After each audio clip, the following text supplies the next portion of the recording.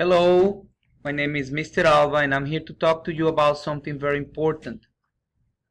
How to be safe on internet and how to become a good digital citizen and keep yourself and friends safer online. Can anyone tell me what it means to be a good citizen? I say good citizens respect people, follow the rules, speak up when something wrong happens, and keep themselves and others safe. A good digital citizen does some of the same things, but while using the internet, a good citizen can respect others, follow websites and apps rules, speak up against cyberbullying, and protect themselves and their information online. I'm going to give you some tips to help you become the best digital citizen you can be. And I've invited my friends from netsmarts here to help me talk about it. I'm going to let them introduce themselves. Oh, is it our turn yet? Yes, Webster. Why don't you say hello to our new friend? Hello, everybody. I'm Webster. Whoa, they're right there. Sorry, Nettie. I'm just so excited to hang out with kids like us and talk about internet safety. It is pretty great. We can share all the things we've learned about being good digital citizens and teach them the 4 rules of internet safety. Yeah, let's get started. Aren't you forgetting something? Whoops. Hey, Clicky. Clicky is our trusted adult. He helps us stay safer online. And now we're going to help you by teaching you how to UIN. Use your netsmarts. That means making smart and safer decisions when you're online.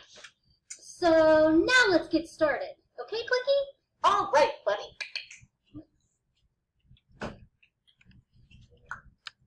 Thanks, Nettie and Webster. Let's get started. Before we talk about how to stay safer on the internet, let's talk about what it means to be online. You can go online a lot of ways, different ways. Raise your hand if you've gone online using desktop or laptop computers, cell phones, MP3 players like the iPod, tablets like an iPad or Kindle, gaming devices like Nintendo, DS, or PlayStation. Does anybody else want to share another way to go online? Can I have some students volunteer to tell me what they do when they go online? How many of you play games on your parents' cell phone?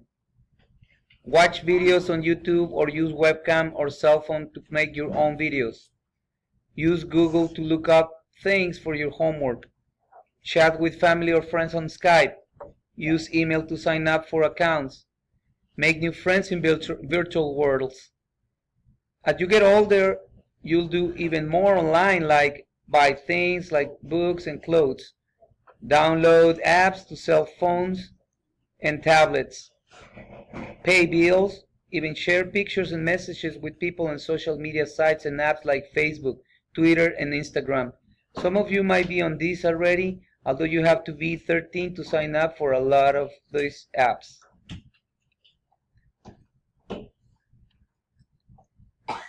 Because you can do so much online, it is important that you are able to do it safely. You'll need to know how to look out for yourself and your friends in case you see inappropriate content, are asked to share personal information, are asked to meet offline, or are cyberbullied by someone online, or you participate in the cyberbullying of someone else. Although some of these risks might seem scary, you can handle them. Nettie, Webster, and Clicky are going to help me teach you how during this presentation.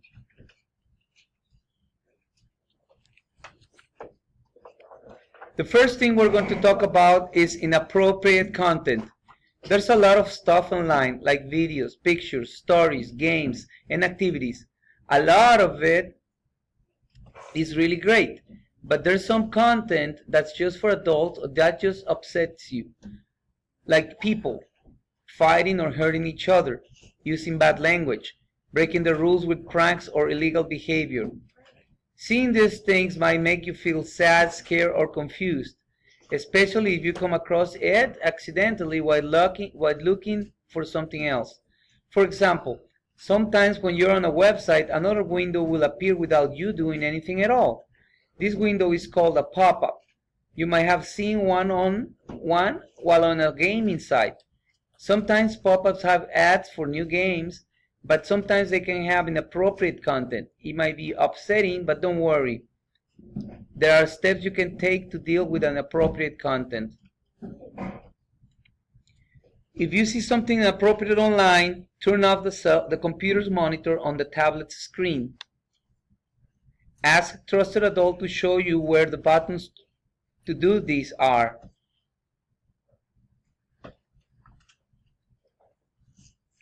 If you cannot turn off the monitor on the screen, move away from the upsetting content by using the back button on the browser window or clicking the X on the corner to close the browser. And remember, don't share the content with your friends. Think about it. If someone upsets you, why would you share it with your friends and upset them too? And you should always tell a trusted adult like your mom, dad, aunt, uncle, or teacher about what you've seen. Telling an adult can feel scary.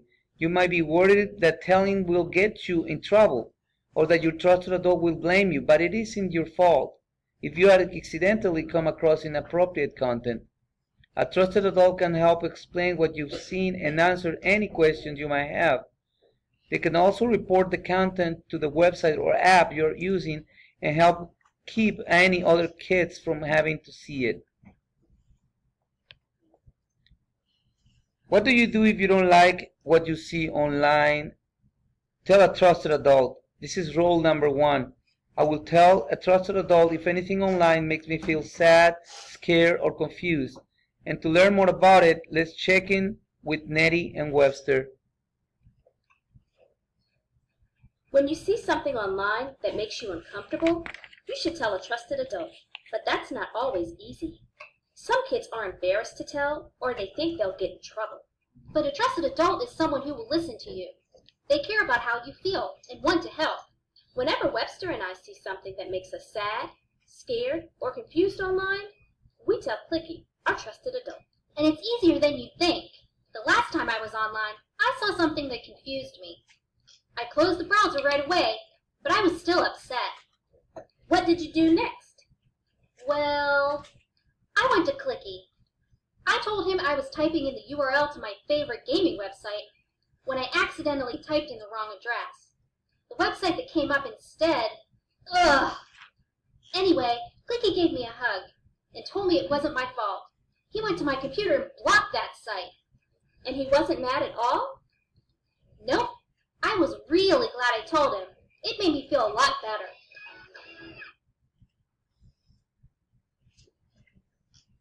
Thanks for showing us about telling a trusted adult, Webster and Nettie.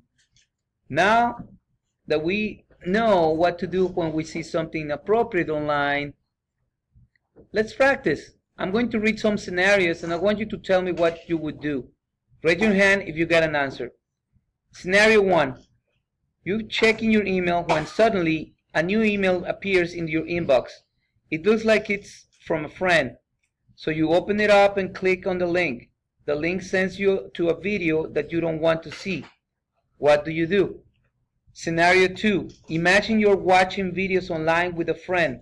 After you finish watching your video, another one starts playing automatically. It has some bad language. What do you do? Scenario 3. You're using your mom or dad's iPad to play a game. Suddenly, an ad pops up with some pictures you don't like. What do you do? Good job. I'm confident that if you see inappropriate content online, you'll know what to do. You might have noticed one common thing that you can do in all of these scenarios. Tell a trusted adult. Trusted adults can help you deal with what you see in many ways, from reporting to giving you a hug. In all of our scenarios, finding the inappropriate content was an accident. It's important to make sure you are not looking for that content on purpose, no matter how curious you are.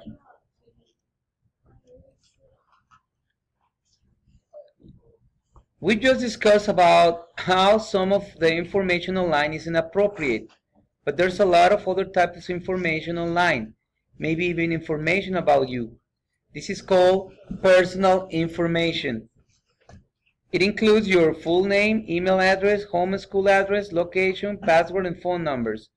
This information is called personal information because it can tell people things about you, like where you live or how to get in touch with you. Your personal information is unique to you. For example, you are the only person with your name who lives in your house and goes to your school. When you put this information online, you run the risk that someone will find it and use it. Some people use personal information to hack into other people's accounts, steal their identities, or do things to hurt them. It's very important to protect your personal information by keeping it private. You should only share some personal information like your full name and phone number with people you know in person, like your classmate. Other personal information like passwords should only be shared with a parent or guardian. And you should never share any personal information online without a parent or guardian's permission. There are times when you might want to have to share your personal information.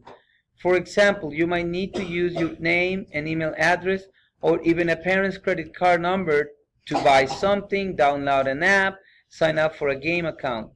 But it's important to ask your parent or guardian first. That's why the second rule of internet safety is, I will ask my trusted adult before sharing information like my name, address, and phone number. You should also talk to a parent or guardian about what type of information is okay to share with people you meet online.